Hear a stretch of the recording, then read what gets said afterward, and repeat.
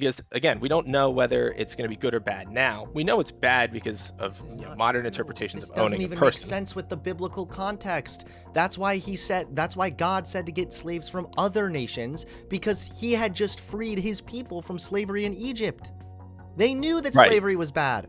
God knew that, and so did they. The people, the Israelites.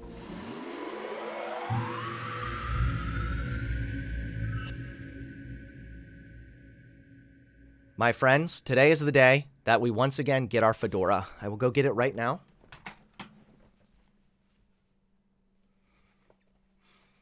All right. I'm tipping it to you, my lady.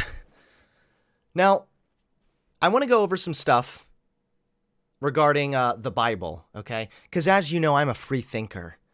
I don't follow your archaic religious beliefs.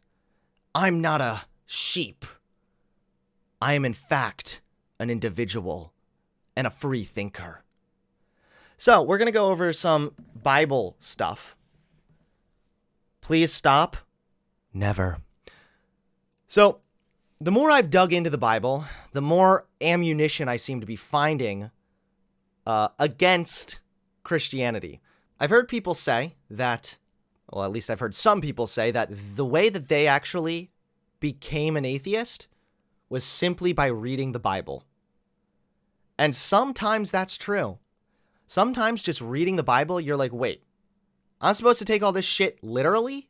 You'll get Christians oftentimes that will say, well, God breathed the Bible. The Bible wasn't literally like handwritten by God himself. I mean, he's God. He doesn't really have hands, but he breathed through other people, right? And they wrote down the Bible because God gave them the special funny feeling in their pants, which motivated them to write this thing. I don't know. But either way, let's keep this in mind, okay? Christians believe that the Bible is God-breathed. The first thing being the book of Leviticus. Now, I looked this up because some people were saying, well, with Exodus and Leviticus, those were Moses' words. That wasn't God. Moses said this. So then how come in Leviticus 1:1 it says, the Lord spoke to Moses? The New Testament also refers to Moses as the author of passages from Leviticus. So it is clear as day, crystal clear even, that God spoke through Moses in order to write Levitical law and the book of Leviticus, okay? That's the first part of this argument, because you will instantly get a bunch of coping dipshit Christians that try to screech about how, actually, it was Moses. You're right, it was Moses who physically wrote it, but according to the Bible, the book you believe in, the Lord spoke this to Moses, okay? Some of the Levitical laws, they're a little yikesy. I'm not going to lie, you know? So first of all, this one starts, Leviticus 24. The Lord says to Moses, the Lord said to Moses, command the Israelites to bring you clear oil, blah, blah, blah. Here's where a blasphemer was put to death. That's very nice. Very forgiving God. Then Moses spoke to the Israelites, and they took the blasphemer outside the camp and stoned him. The Israelites did as the Lord commanded Moses. So this is the chapter before the verse we're about to look at. Let it be very clear that God is involved here, okay? God is giving commands. God is speaking through Moses. That is what the Bible said. Now, again, you will definitely find Christians that suddenly get very skeptical of their own Bible as soon as you bring this kind of stuff up. But here's the real catch. I am the Lord your God who brought you out of Egypt to give you the land of Canaan and be your God. So we're still listening to God here, okay? Well, what does God have to say in verse 44? Uh-oh.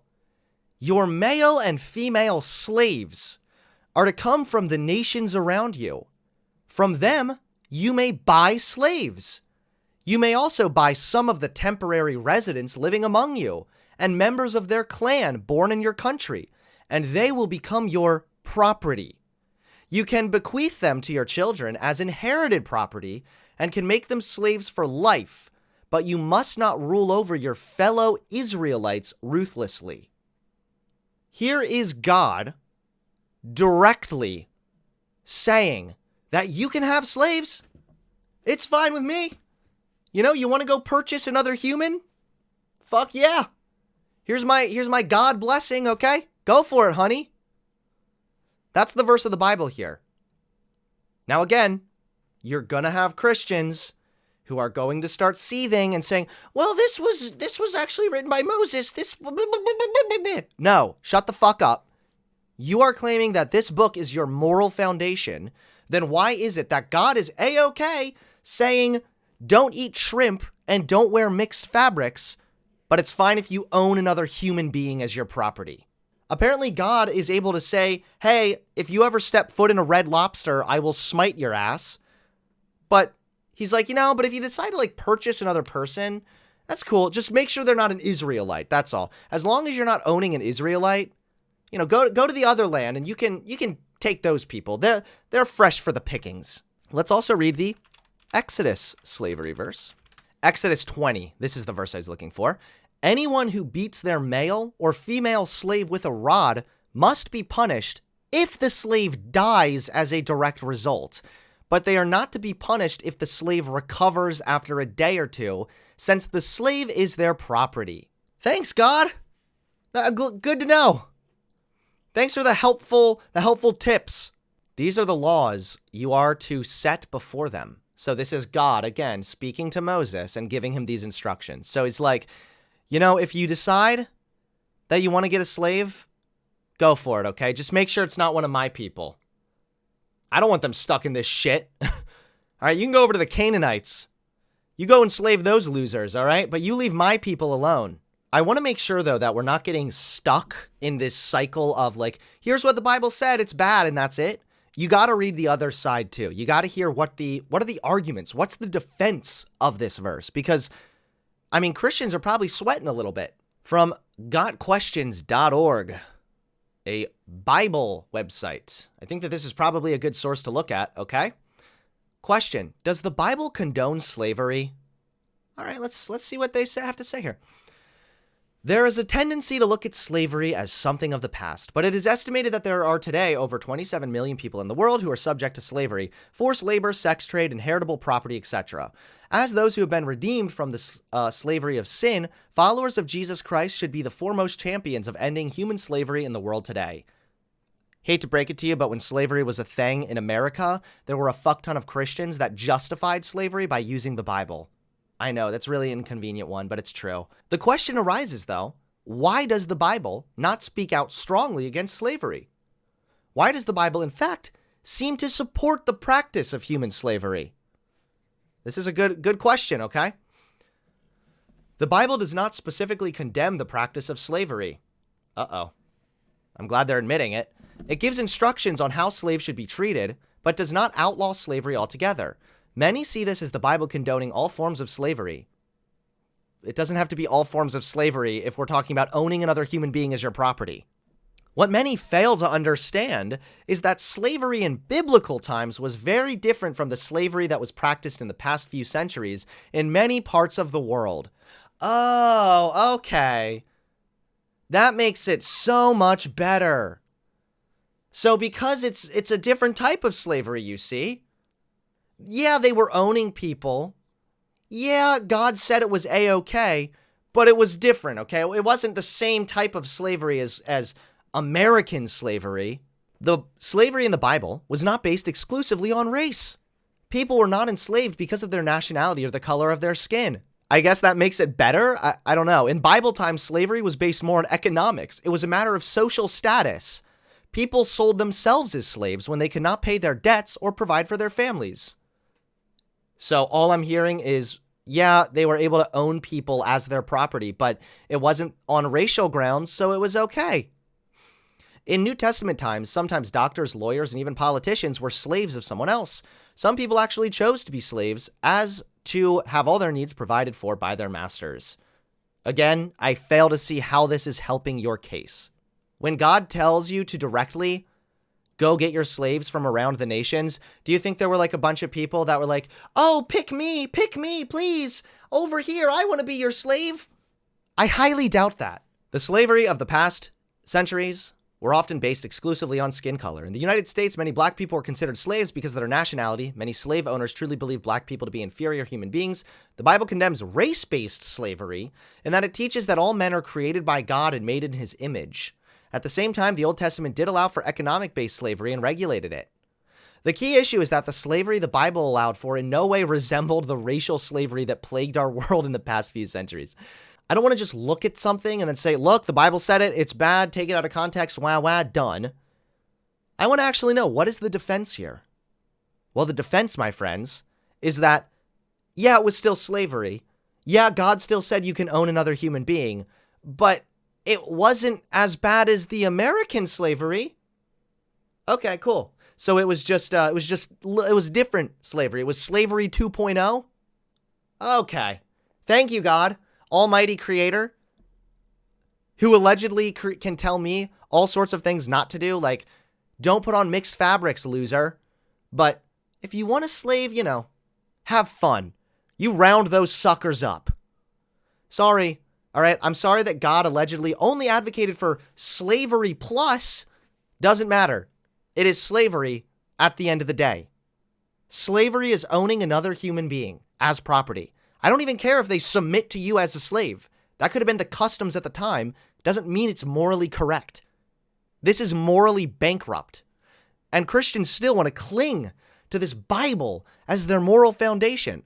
For me, with a secular moral foundation, I'm able to look around and say, okay, let's see. I want to create a world that is the best it can be, no matter where I might be in that world. That's a key thing here, okay? So if I'm creating a world where slavery is a thing, well, I don't want to be a slave. Just because I got lucky to not be a slave, I'm okay with slavery now? No. I don't want to live in a world where slavery is even a possibility. I don't want to be enslaved, and enslaving other people as property is inhumane and immoral.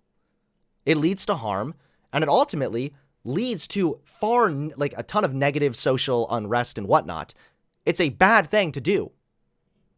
But why is it that me, little old pea-brain twink boy over here, is able to say, like, hey, flaming hot take, guys, slavery is bad, but apparently God didn't have the balls to do it.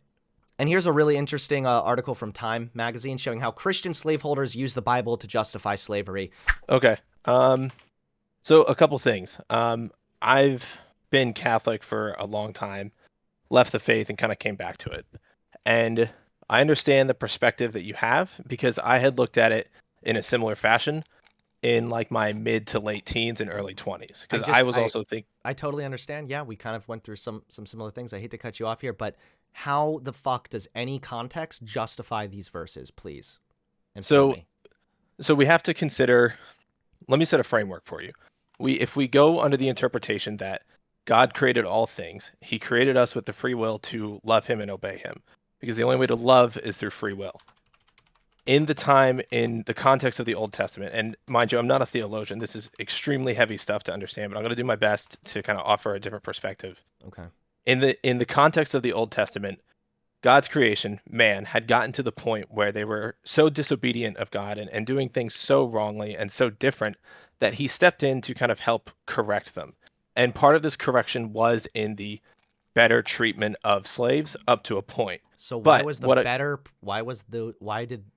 were those instructions just be nicer to slaves? Why weren't they don't have slaves? So that's a really good question. I wish I could say why he didn't just say don't have slaves. I wish I could say why he did or did not do certain things. I can only look at what's kind of been recorded through history and what's been presented to us. If I had to take a guess at God's will, and I'm in no position to, but if I had to take a guess, it would be in resultant as to not steer the direction of the world overtly.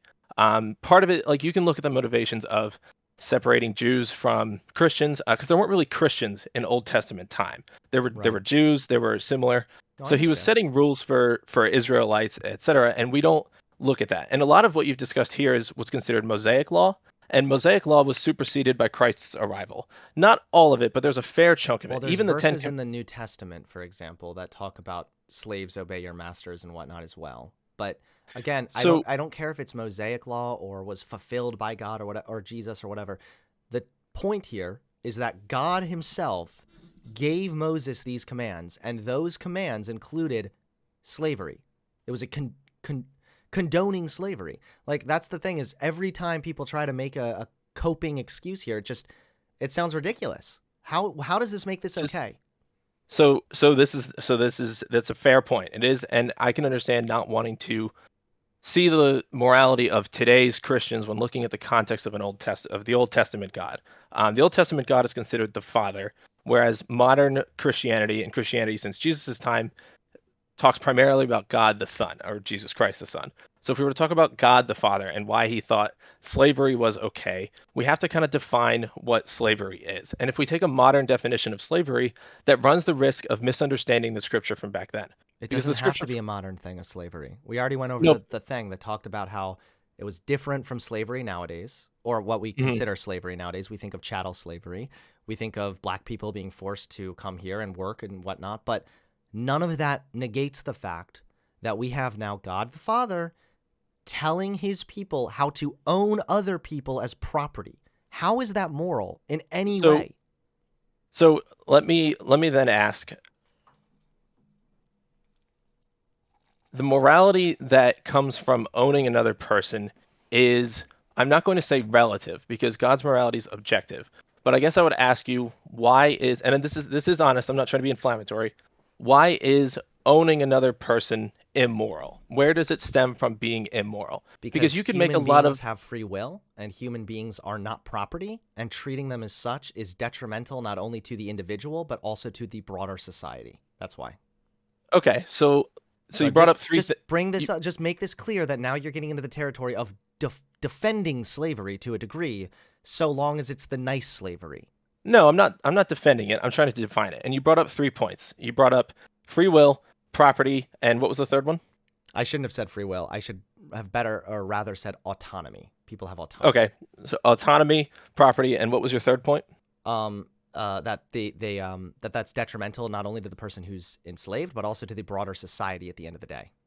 Okay, so we'll talk about autonomy. Yes, we have autonomy, but our autonomy is largely controlled by the society that we live in. I cannot, though I am capable of autonomously abusing my friend, partner, or hurting someone, I don't do those things, A, because they're wrong, but B, because society has said if you do these things, you will be punished. So there's a control over my autonomy to where the autonomy is not enough of a principle alone to Mm-hmm. either defend or decry slavery. And Of again, this is not course. defending, it's No, just no, no. I defining. understand that Right. autonomy can be defined or autonomy can vary based on culture to culture, but still, the principle of autonomy holds up if we're talking about owning another human being as property. So we'll talk about that too. Owning another human being as property. When I look at the property in my room, right? I look at my keyboard, my headset, these non-sentient things. I look at my dog. I'm not making a direct comparison here, but I'm talking trying to bring in a sentient thing. Dogs are legally considered property in a lot of places. It's technically just a thing that I own, though it is a living creature. And while the dog has some level of free will, he is, he has some allegiance to me because I feed him and I treat him nice, etc.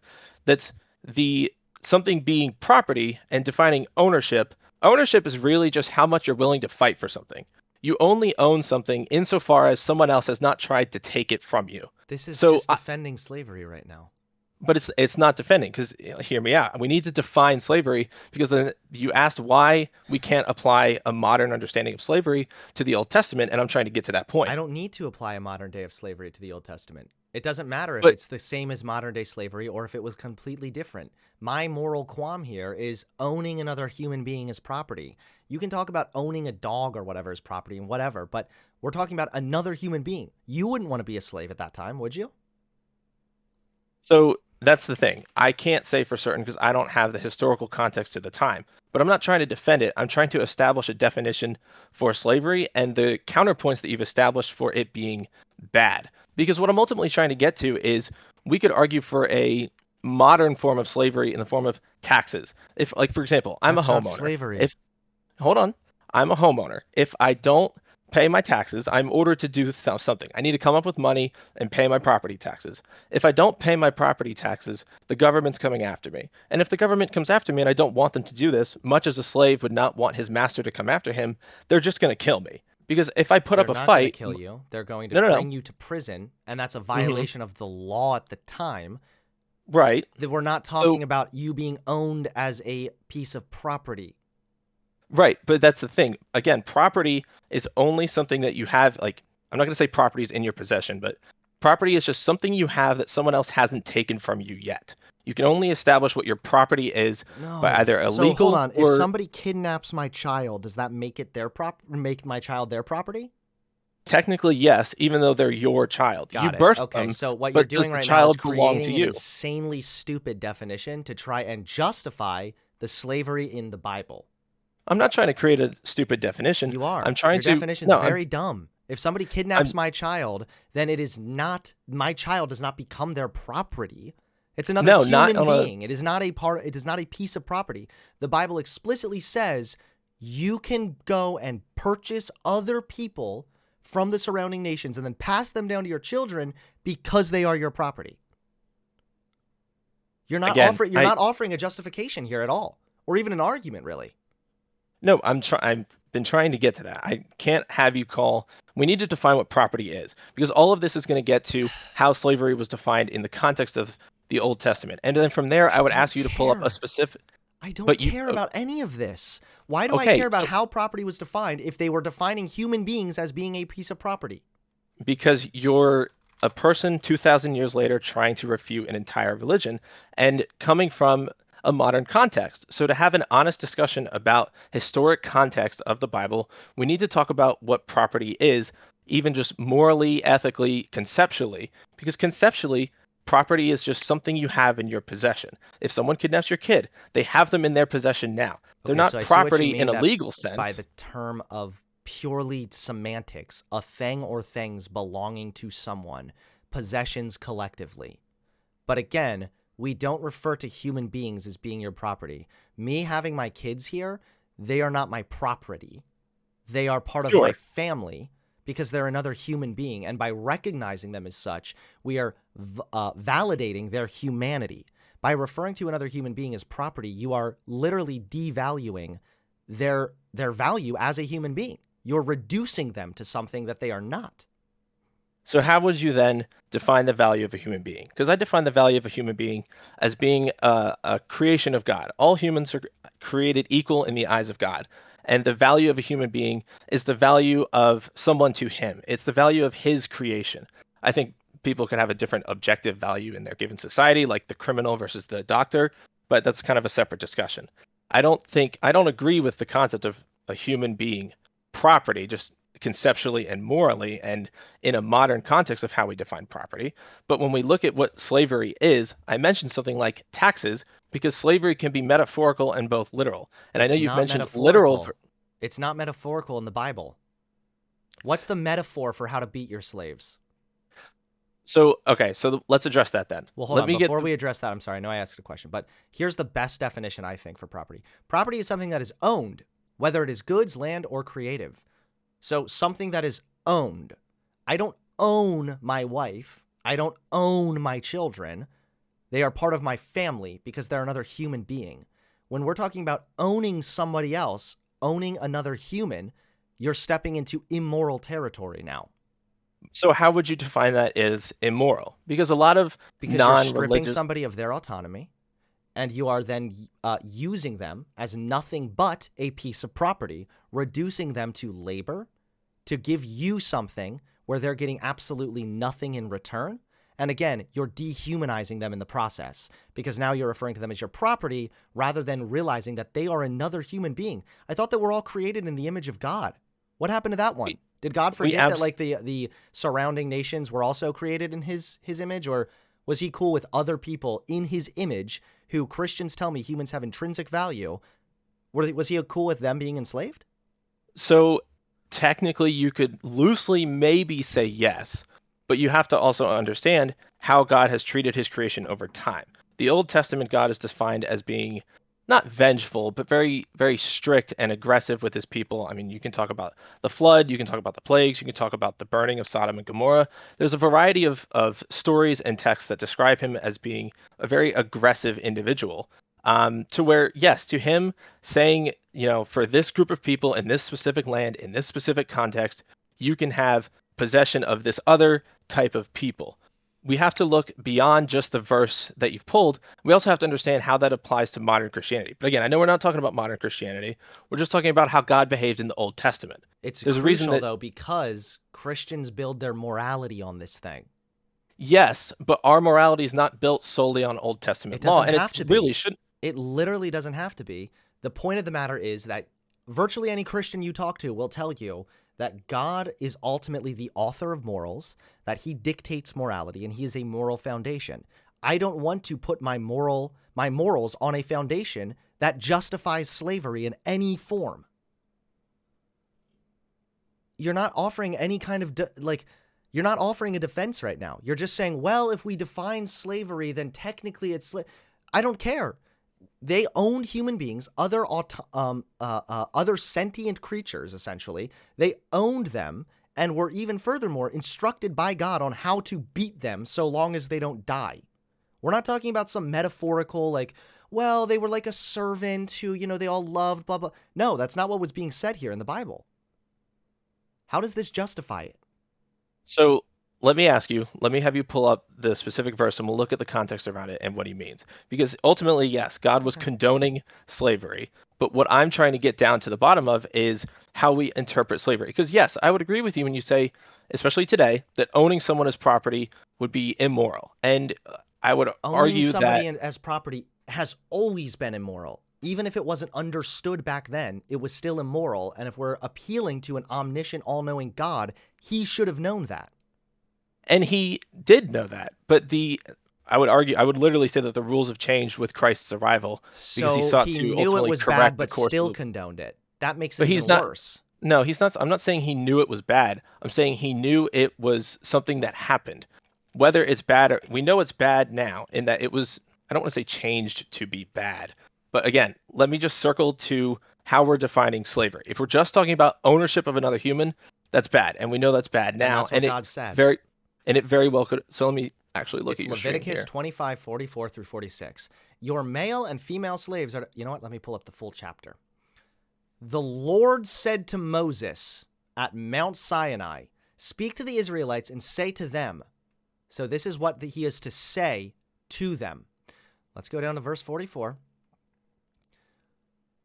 Your male and female slaves are to come from the nations around you. From them you may buy slaves. You also may buy some of the temporary residents living among you and members of their clans born into your country, and they will become your property.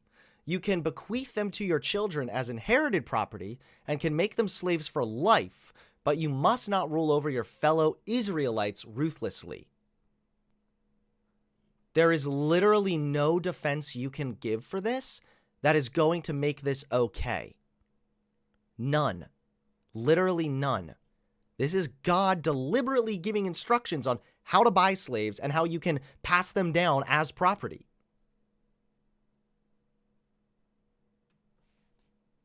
So the only thing here, and this isn't going to sound great, but part of understanding slavery comes with understanding who's the enslaver and who's being enslaved, and the ultimate large benefit. Because one thing you had mentioned was slavery is bad because it's bad for the person, and it doesn't benefit the society that person is in. It's hard to say whether ownership of another person is inherently bad given the treatment of the person. And that's part of what this verse leads into. It leads into improving the treatment of those owned. Now, if the question is solely on owning someone as property is bad, This is the then sorry to keep interrupting you, but just to be clear, this is the identical argument that people made when we enslaved black people. They said that black people are inferior and they need us strong whites to bring them into a proper civilization. And Robert E. Lee himself even said that slaves would be worse off in Africa, or black people would be worse off in Africa than they would be being enslaved here. You're right, literally giving the identical defense. right, and I'm not trying to give a defense for why someone should have slaves. I'm just trying to address why it may be moral or immoral. It's Because we not don't moral. But that's the thing. You don't have a framework other than positing that because you said so, it's immoral. That's where I'm coming from. And that's why I've been trying to address things like property and free will and defining slavery and contextualizing it in history. The only reason you're saying it's immoral is because you say it's immoral. I'm saying it's immoral because Christ has fulfilled that in the New Testament and said, "Hey, that's He not cool didn't. anymore. We can't He do didn't. this." It was still in the New Testament where they said, slaves, obey your master. Jesus never even I actually addressed think I know what this. you're doing. Jesus never addressed this either. Like, if Jesus came back and was like, hey, the Levitical law where it says don't have slaves, that we kind of messed that one up. Don't follow that one. But it's my understanding, maybe I'm wrong, maybe you have a different belief, but it's my understanding that according to God, or excuse me, according to the Bible, God does not change. He is the same today, yesterday, and tomorrow. I believe that's an exact verse from the Bible. So even if God fulfilled the law or whatever, still doesn't take away from the fact that at the time God, the author of morality, was okay with slavery. And I'm not saying it's wrong because it's wrong. I'm saying it's wrong because owning another human being who is autonomous and also is deserving of rights is wrong. Reducing a human, stripping them of their humanity and reducing them to being nothing but property is immoral, because I care about humans. And when you treat humans as property rather than recognizing that they are in fact humans, that is immoral. God should know So this one. right, and there's a couple things to point out there, and I'm hinged on this property bit because I want to kind of demonstrate how that still exists today, even though I can't say I own this guy James as my property, as my slaves. I don't have someone named James that lives in my house that I possess.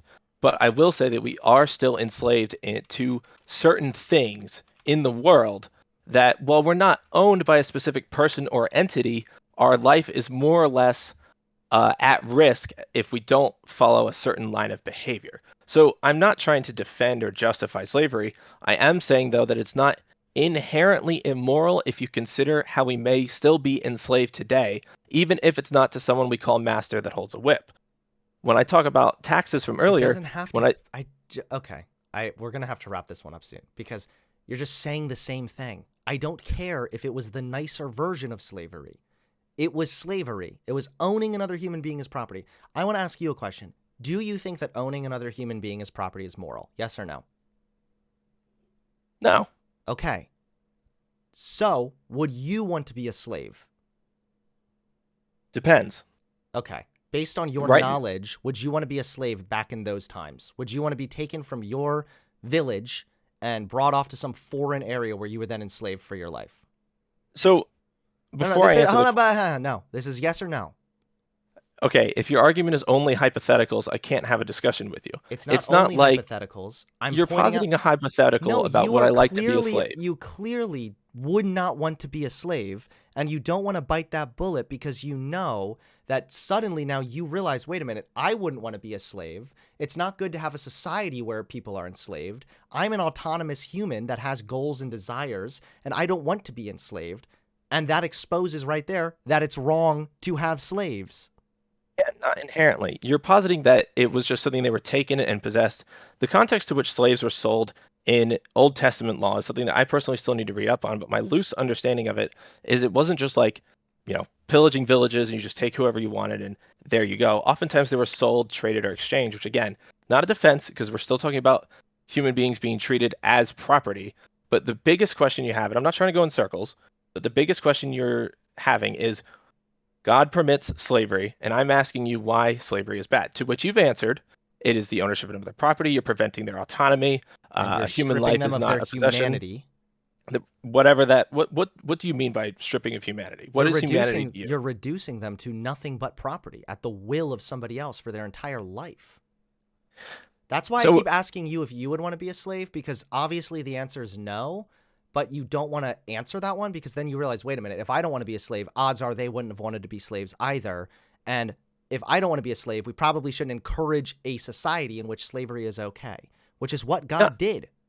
not necessarily, because right now I enjoy my position in life. Okay. But if I did not have the things I have now, perhaps a slave master or slave owner or someone who runs indentured servitude You're could provide those things to me No, to you're where it may be violating their more. autonomy. You're stripping them of their humanity, and now God is giving additional instructions on the fact that you can be beaten, physically But harmed. but you talk about taking away autonomy. We've already had autonomy taken away, and it continues to exist now. A fully autonomous person is largely just anarchy.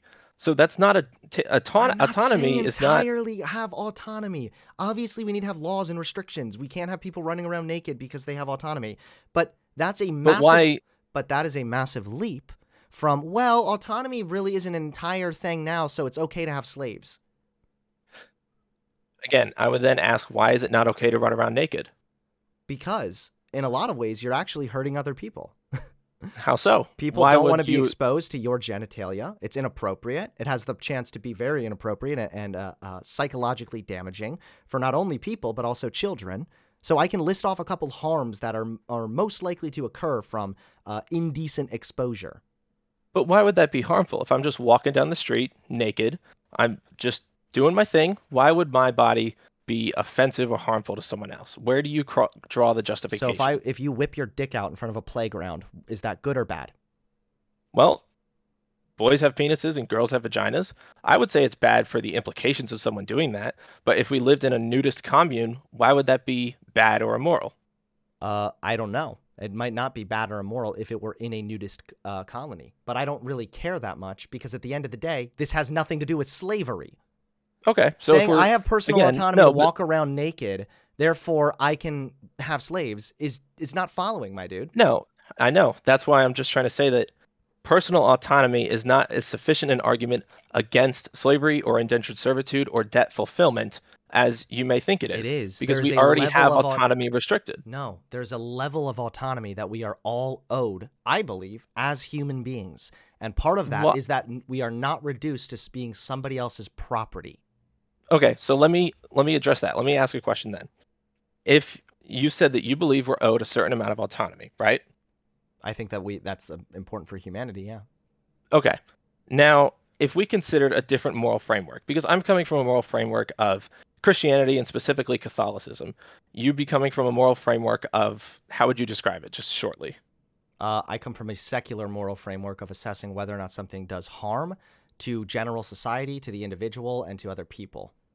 And then I Okay. kind of go from there. But my ultimate Okay. goal So, is human well being. okay. Now, what if we consider the third structure of morality? Might is right. Often considered the strongest in a society is that who can impose rule and law and similar. Much as we might consider cutting the hands off a thief or the tongue off a liar, these sorts of things can be considered moral in a morally relative society. No, Because it should. Why it's not? not moral. Because the might is right is not only a fascist idea, it's also the kind of bullshit that's been used repeatedly to justify all kinds of atrocities. Hitler, if I'm not mistaken, was partially voted for because he was the strong one. Might is right is a weak way to assess morality. I Why know, is it and that that's if why I'm you're not. stronger, that somehow means that you have a better say in well being of humans? I'm not trying to justify might is right. I'm just positioning it as another example of a moral structure because there are multiple moral structures, and that's ultimately what we're discussing here is how God can say that slavery is moral in that time and how we can say it's bad now. So I No, we mentioned. can't. The might is right thing is not only like an appeal to nature almost, it's an overall bad way to assess morality. I know, I agree with you. Somebody being stronger does not mean that they have a better understanding of what is going to be the best for other people. Sure, and I agree with you. It's not a question of justifying might is right. I'm merely mentioning it as another moral framework from which to draw conclusions from. You could say that the strongest in a tribe or collective society or whatever can make the best decisions because nobody else can really say anything against them. This kind of ties into my point about Wait, property who? being. Sorry, say that again. I missed that. No worries. That basically I'm saying that I'm not justifying might is right. I mention it as another moral framework because someone being strongest could say, well, cool opinion, but I'm stronger than you. And if you say anything against me, that's bad. I'm going to do what I think is best. And I think it's best because I'm strongest and I'm the best at a given activity. And I say this as someone who is relatively strong myself. I'm not trying to defend a might is right. I'm just positioning it as, again, a separate moral framework to understand the context of the moral framework of God condoning slavery. If we just wanted God to come down and say slavery is bad, well, unfortunately he didn't, and he did give And he instructions on also how gave to manage. instructions about other things that he was a-okay saying were bad. Like what? like planting seeds in the same field. That was actually specifically about it was a spiritual or ritualistic practice. It was more again in the context of if you want to worship properly, here's a thing you should do. Again, that's not something we follow today. It doesn't It was matter if we more follow it today or not. Obviously we don't follow that today. The point is that God was able to give very explicit instructions on how to do things, and he never once condemned slavery. Never once. That's a problem in right. my eyes. And when you say like, well, morality can be relative, what if might is right? Then I honestly, I don't think that's moral, because I assess morality based on what leads to the least amount of harm and what maximizes human well-being. When all So humans do better, I do better also. That's the so point, to is that you that can be motivated for your morality even from more of a selfish worldview. Because I want society to work better for me, I have to put something in and be kind to others so that society can actually end up being a better place for all of us, including me. to that extent, which and that is a fair and appreciable position to take, wanting an ultimately better society for those who are participating within it. I think that's what everybody wants. Everybody wants things to be better. What I will call into question though Not is how God. you're going not God clearly necessarily. didn't. God clearly Well, no, didn't. but he came down and he said, "Hey, you're kind of treating your slaves like complete garbage. Just do it like a little bit less." And again, that was only to the Israelites. It was a very small, specific group of people back then that he was kind of dealing with. They We were don't his really have people. stories of yes, we They were say that they're God's God's chosen people. They people, were quote God's quote. chosen people, quote unquote, who Right, were commanded on how to have slaves, how to beat their slaves. And you're saying, well, God right. came down and said, just be a little nicer. This is just As someone slavery who's not, plus, slavery 2.0, guys. It's the updated edition. Be a I know, little but nicer. let me get past that. As someone who's Please not just get to Jewish, I your can't point, really because this speak. is, you're I've not making any argument right now. I am making an argument. The argument I'm making is you have no moral framework other than what you're making up on the fly. I'm not making And this up on the fly. This is a legitimate moral framework. the moral framework that Christ has established with us now is separate from that. So if we I wanted don't to care. argue with like I recognize None that. of So that if you want to matters. You're bringing up well, irrelevant points. You're making okay. Obviously, no longer today do we own slaves. Now, is it true that a lot of the slavery that happened when it came to chattel slavery was justified by the Bible, and the Bible is used to justify that? Yeah, absolutely. I'm not saying, my argument, just to be clear, is not because the Bible says this, now Christians are going to go get slaves. My of argument course. is that God, being the moral foundation from a Christian worldview, is deeply flawed if your moral foundation advocates for things that are provably immoral. Owning slaves does harm. It harms the slave, and it ultimately harms the society. It leads to an immense amount of civil unrest, and then you obviously have the problem of the slaves rising up against you, which could potentially happen, which would then be harm to you as well. Furthermore, at an even more basic kind of intuitive level, you and I don't want to be slaves. So why should other Perhaps. people have to be slaves? So let me address just a couple of the things you brought up. You've mainly positioned that slavery is bad because it can be bad for the society, it's bad for the person, it's not beneficial, etc. You've also mentioned It does that harm, yeah. how can Christians draw their moral framework from a God who permitted slavery in the Old Testament time? I counter that because Christians didn't exist before the Old Testament largely. They were just followers of God or whoever God was at the time. Do you think Christians Thus, believe that God is the moral foundation? of based on what Christ himself has presented to us in the future. Okay, And while so can I Christ read did something talk from the New Testament now, please? I have a couple almost, let me different just verses. Just go ahead and finish up, and then I'll read which this. will absolutely. And the second part that I mentioned about the slavery and the beneficial, etc., to the beaten homeless man are similar. I'm not going to say that yeah, we pulled them out of Africa and we gave them a better life. Har har har, crown me Southern General. That's not what I'm saying. But I will say that excuse me. I will say that assessing whether slavery was positive or negative for a society is only something we can do in a historic context after we've already seen the impact of said slavery. Because again, we don't know whether it's going to be good or bad now. We know it's bad because of This is not modern true. interpretations This of doesn't owning a even make person. sense with the biblical context. That's why God said to get slaves from other nations, because he had just freed his people from slavery in Egypt. They knew that Right. slavery was bad. God knew that, and so did they. The people, the Israelites. My dude, They all knew that No, I'm slavery was bad, and God was A-okay with it. This is why these arguments start to make me kind of mad, is because we're not going anywhere. You're just like, well, if you define property as the, I don't give a shit. At the end of the day, the Bible and God, the moral foundation, allegedly, was okay with slavery. That's a fucking problem. And lastly, I'm going to just read these things now, okay? Ephesians 6:9, New Testament. And masters, treat your slaves in the same way, okay? So it tells masters to be nice to their slaves, but never says to free them. Ephesians 6:5, slaves, obey your earthly masters with respect and fear, and with sincerity of heart, just as you would obey Christ. Colossians 4:1. All right, says, masters, provide your slaves with what is fair. Okay, cool. Be nice to your slaves. That's cute. Colossians 3:22, slaves, obey your earthly masters in everything, and do it not only when their eye is on you and to curry their favor, but with sincerity of heart and reverence for the Lord. 1 Timothy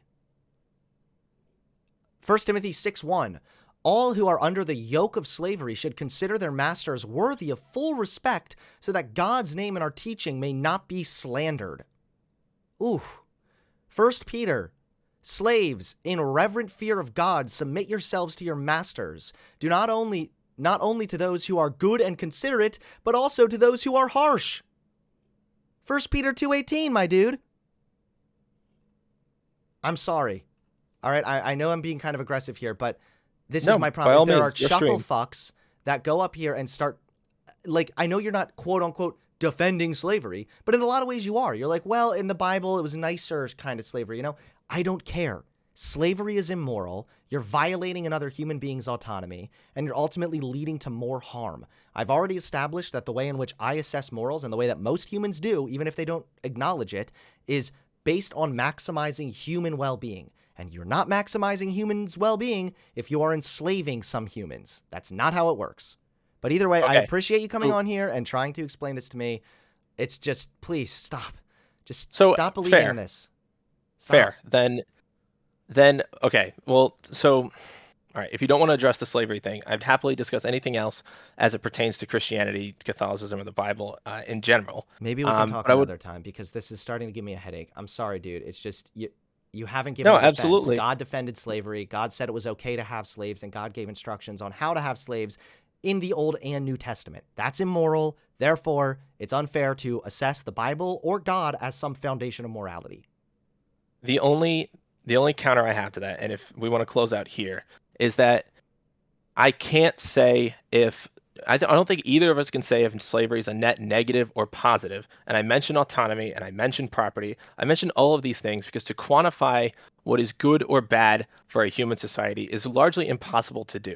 If your bicycle got stolen from you, but the person who needed it was riding it to work, was society bettered? Yeah, but was it immoral for him to steal that from you?